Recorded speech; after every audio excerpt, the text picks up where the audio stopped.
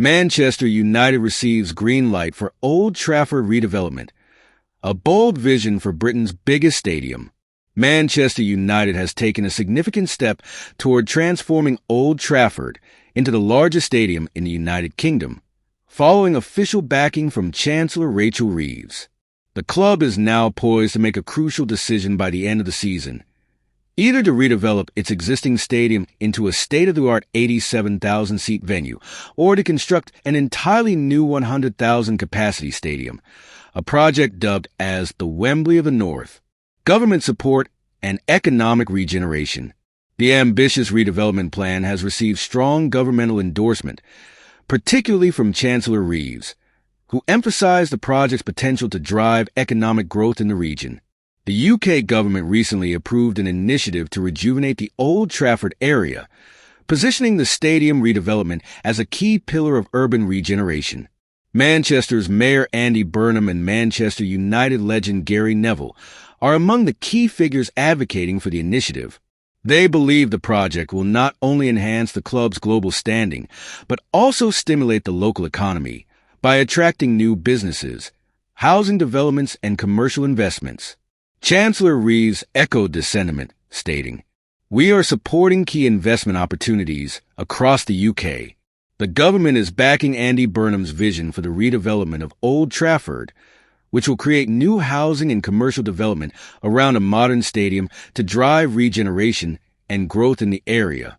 With Sir Jim Ratcliffe, co-owner of Manchester United and head of the Ineos Group, strongly favoring the construction of a brand new stadium, the project task force is expected to lean toward this transformative approach.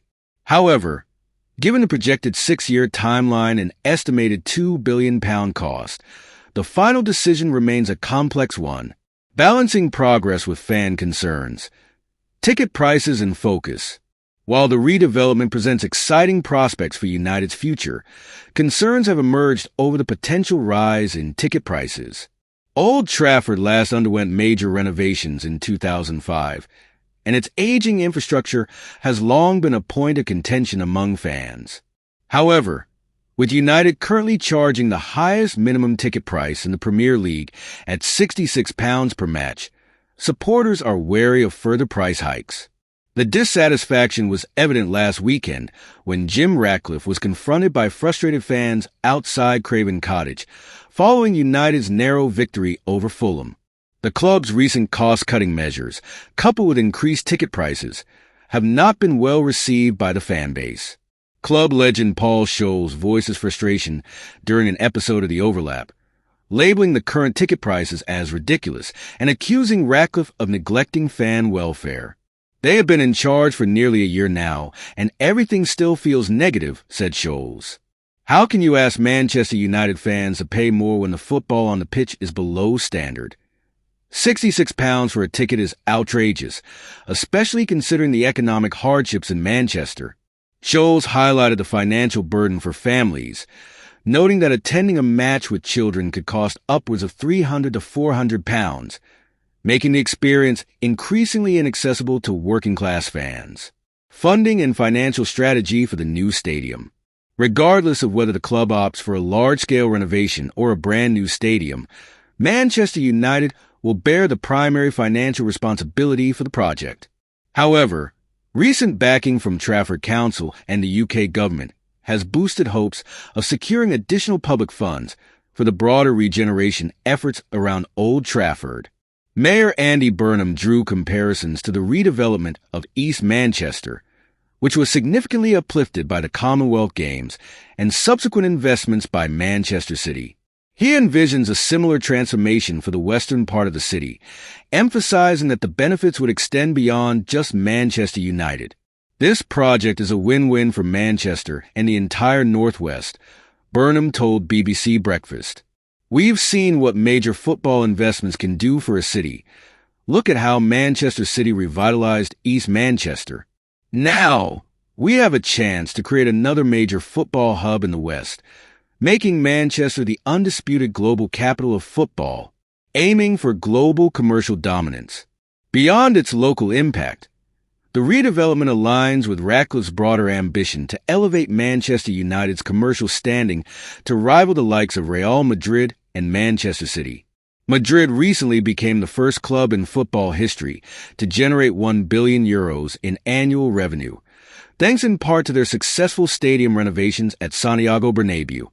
The upgrades led to a doubling of matchday revenue to €248 million, while increased merchandise sales and sponsorship deals helped push the club's commercial revenue to €482 million, a staggering 19% increase from the previous year.